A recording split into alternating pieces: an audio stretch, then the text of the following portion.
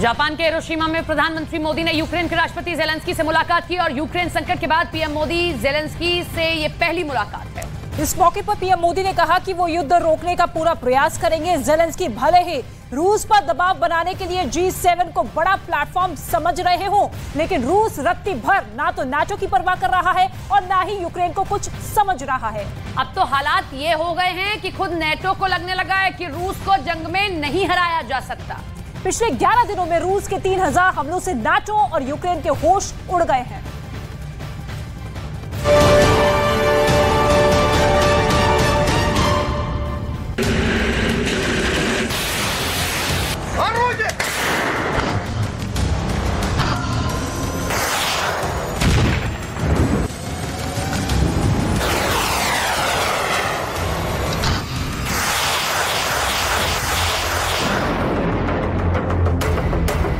पंद्रह महीने की जंग के बाद आखिरकार नाटो के भी टॉप लीडर्स को मानना पड़ रहा है कि यूक्रेन रूस को जंग में नहीं हरा पाएगा। ऐसे हालात में सवाल उठ रहे हैं तो फिर नाटो लगातार यूक्रेन की सैन्य मदद क्यों कर रहा है?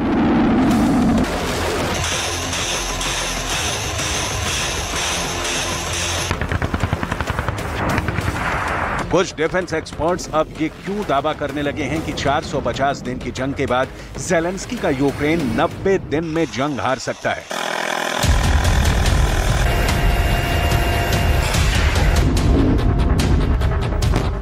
आखिर अब ऐसी क्या वजह है कि अमेरिका यूक्रेन के पायलटों को F-16 लड़ाकू विमानों की ट्रेनिंग देने जा रहा है?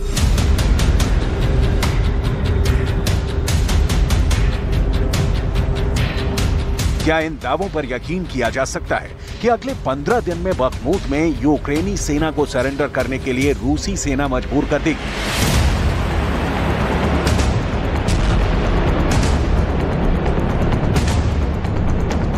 क्या इसीलिए पिछले 3 हफ्तों से रूस पूर्वी यूक्रेन के 10 शहरों पर 3000 से ज्यादा हमले कर चुका है? आखिर नाटो जंग में सीधे क्यों नहीं कूद रहा है?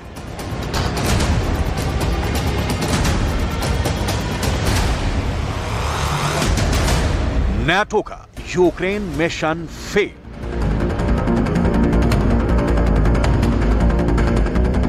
सत्तर साल के पुतिन ने अपने तेवरों से ना सिर्फ यूक्रेन को दहला रखा है, बल्कि अब तो नाटो भी रूस पर काउंटर अटैक करने से पहले 100 बार सोच रहा है। डिफेंस एक्सपर्ट्स इसके पीछे की कई वजह बता रहे हैं। पहली सबसे बड़ी वजह यह है कि 24 फरवरी 2022 से अब तक रूस यूक्रेन पर 5000 से ज्यादा मिसाइल हमले कर चुका है।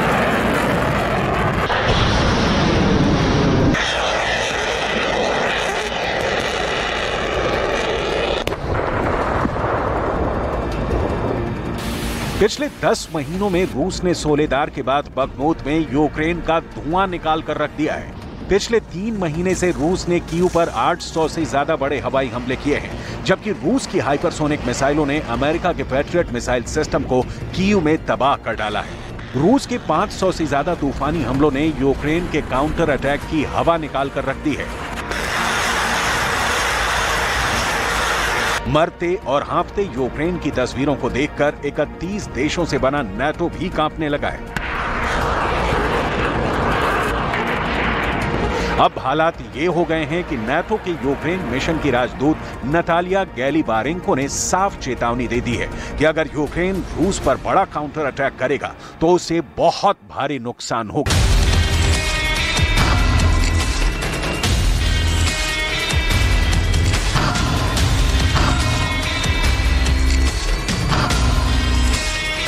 नाटो का Ukraine mission fail. Ukraine mission की राजदूत नतालिया गैलिबारेंको ने लिथुआनियाई मीडिया आउटलेट एलाटी को दिए इंटरव्यू में बयान दिया है कि यूक्रेन का एक बड़ा काउंटर अटैक युद्ध में बाजी नहीं पलट सकता है। यूक्रेन को जंग जीतने के लिए कई बड़े काउंटर अटैक करने होंगे जो यूक्रेन के लिए बेहद कठिन साबित होंगे। 90 दिन में ज़ेलेंस्की का सरेंडर। 15 महीने की जंग के बाद यूक्रेन के साथ साथ नाटो और पश्चिमी देशों को भी एहसास हो चुका है कि रूस को 1 साल के युद्ध के बाद जितना कमजोर समझा जा रहा था वैसा बिल्कुल नहीं है, बल्कि रूस ने पिछले 11 दिनों से यूक्रेन की राजधानी कीव पर घातक मिसाइल, ड्रोन और रॉकेट से हमले बेहद तेज कर दिए हैं।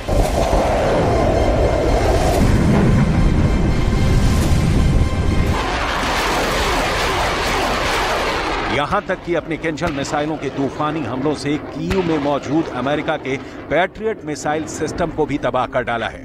पिछले 2 हफ्तों से रूस के खिलाफ यूक्रेन ने काउंटर अटैक को बहुत तेज कर दिया है, लेकिन जिस तरह से यूक्रेन को मिले सबसे एडवांस हथियार युद्ध में तबाह हुए हैं, उसने America, Britain, Germany, France, Poland, Finland जैसे देशों के हौसले पस्त कर दिए हैं। रूस को भले ही जंग में भयानक नुकसान हो रहा हो, लेकिन रूसी सेना जमकर पलटवार कर रही है। पूर्वी यूक्रेन के 10 इलाकों पर पिछले 24 घंटे में रूस ने 500 से ज्यादा हमले किए हैं।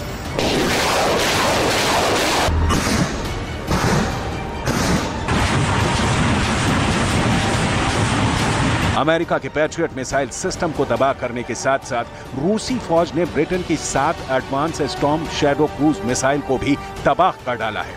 डिफेंस एक्सपर्ट फिलिप्स ओ ब्रायन तो साफ कह रहे हैं कि रूस के लिए बखमूत और कीव की जंग अब नाक की लड़ाई बन चुकी है। रूस हर हाल में कब्जा करके रहेगा।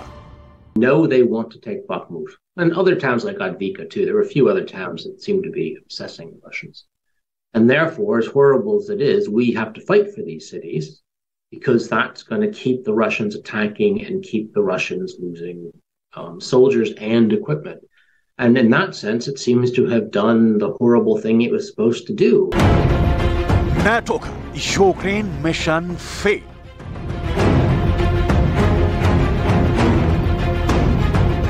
तो क्या ये मान लिया जाए कि यूक्रेन में 31 देशों से बने नाटो का मिशन फेल हो चुका है? क्या रूस को हराना अब America, Britain, Germany, France, Poland और फिनलैंड के बस की बात नहीं रह गई है? ये कयास इसलिए लग रहे हैं क्योंकि अब जापान के हिरोशिमा में एक बार फिर से रूस के खिलाफ G7 के 7 देशों ने मोर्चा खोल दिया है। रूस पर जबरदस्त प्रतिबंध लगाए जा रहे हैं और दावा किया जा रहा है कि प्रतिबंधों के भीषण असर से रूस साल के अंत तक जंग हार जाएगा। दावा तो ये भी किए जाने लगे हैं कि रूस के खिलाफ अमेरिका यूक्रेन के पायलटों को F-16 फाइटर जेट की ट्रेनिंग देगा, ताकि जब यूक्रेन को F-16 जेट मिले तो वो यूक्रेन पर भीषण हमला करे। लेकिन इसके साथ ही ये सवाल भी उठता है कि नाटो में यूक्रेन मिशन की राजदूत नतालिया गैलीबेरोंग को क्यों बार बार चेतावनी दे रही हैं कि रूस पर भीषण हमला करने से पहले यूक्रेन और नाटो देश 100 बार सोच लें। नाटो में यूक्रेन मिशन की राजदूत नतालिया का साफ कहना है कि यूक्रेन और नाटो को काउंटर अटैक से पहले काफी धैर्य की जरूरत है। यूक्रेन के पास अभी घातक हथियारों की भारी कमी है। ऐसे हालात में रूस के खिलाफ काउंटर अटैक करने से पहले ये आकलन करना जरूरी है कि इसे सफल बनाने के लिए और कौन-कौन सी जरूरी तैयारियां करनी पड़ेंगी। दूसरा, यूक्रेन के काउंटर अटैक का टारगेट सिर्फ रूस के कब्जे वाले इलाके छुड़ाने होना चाहिए, कोई दूसरा टारगेट नहीं होना चाहिए।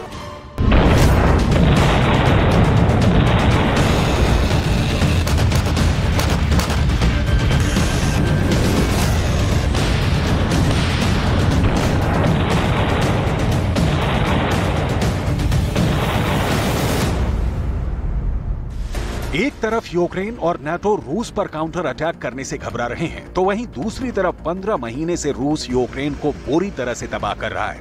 पूर्वी यूक्रेन के बखमूत, मरिंका में सबसे ज्यादा भयानक जंग हो रही है।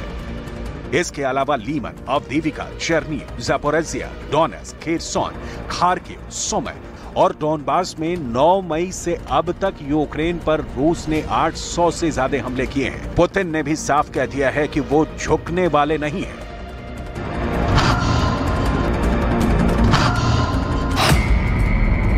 НАТО का यूक्रेन मिशन फेल। Авторы подобных концепций привыкли руководствоваться западными идеологическими шаблонами. Мы видим, какое агрессивное внешнее давление. इधर यूक्रेन ने भी नाटो से मिले हथियारों के दम पर रूस पर जमकर पलटवार शुरू किए हैं। यूक्रेन का दावा है कि उसने रूस के कब्जे वाले यूक्रेन में रूसी सेना को भारी नुकसान पहुंचाया है। खबरों के मुताबिक यूक्रेन रूसी कमांड सेंटर और नियंत्रण केंद्रों को निशाना बना रहा है, लेकिन डिफेंस एक्सपर्ट्स का साफ कहना है कि रूस के लिए बखमूत सैन्य नजरिए से नहीं, सम्मान के नजरिए से एक बड़ी जंग बन चुकी है, क्योंकि ज़ेलेंस्की शुरू से ही बखमूत को पूर्वी यूक्रेन का किला बताने पर तुले थे और दावा कर रहे थे कि रूस कभी भी बखमूत की सीमा में नहीं घुस पाएगा। लेकिन आज दावों के मुताबिक रूस ने बखमूत के 95% इलाकों पर कब्जा कर लिया है। यानी रूस ने बखमूत पर कब्जा करके यूक्रेन और नाटो के हौसलों को तोड़ डाला है। the whole thing about Bakhmut, which has been very strange from the beginning, is the Russian need to take it, because Bakhmut is of no strategic importance. It doesn't make anything.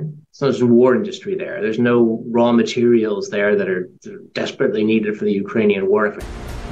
जरा रूस के रक्षा मंत्री Sergei Shoigu का यह video देखिए, जो Zaporizhzhia में एक बंकर में कमांडरों से युद्ध के हालात पर जानकारी ले रहे हैं। रूस के रक्षा मंत्री खुद युद्ध के मोर्चों पर पहुंच रहे हैं। ज़ापोरिज़िया के इस वीडियो के बारे में दावा किया जा रहा है कि यूक्रेन के ज़ापोरिज़िया में 19 मई का यह वीडियो है, जहां जंग के हालात पर रूस के रक्षा मंत्री खुद नजर रख रहे हैं। ऐसे में अंदाजा लगाया जा सकता है कि रूस को यूक्रेन और नाटो को हराने में अभी बहुत मशक्कत करनी पड़ेगी।